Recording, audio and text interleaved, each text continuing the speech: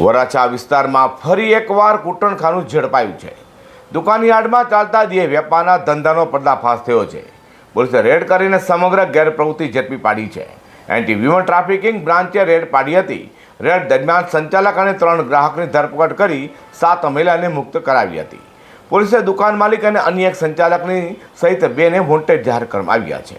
Surat crime બ્રાન્ચની anti human trafficking યુનિટની ટીમને બાતમી મળી હતી કે યોગી ચોકમાં આવેલા શુભમ રેસિડેન્સીમાં દુકાનની આડમાં કૂટણખાનું ચાલી રહ્યું છે।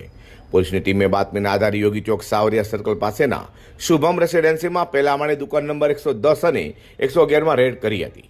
રેડ દરમિયાન દેહ વેપારનો ધંધો ચલાવતા સંચાલક વિશ્વાસ બારુન દે અને 3 ગ્રાહકની ધરપકડ કરાઈ હતી।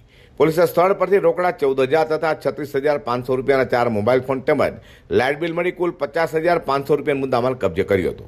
જ્યારે અન્ય એક સંચાલક આરોપી ગૌરવ અને દુકાન માલિક દીપકને વોન્ટેડ જાહેર કર્યા છે। પોલીસે રેડ દરમિયાન 7 મહિલાને મુક્ત કરાવી છે। આ મામલે પોલીસે the immoral traffic prevention act અંતર્ગત ગુનો દાખલ કરી વધુ તપાસ હાથ ધરી છે। Bureau report G10 news.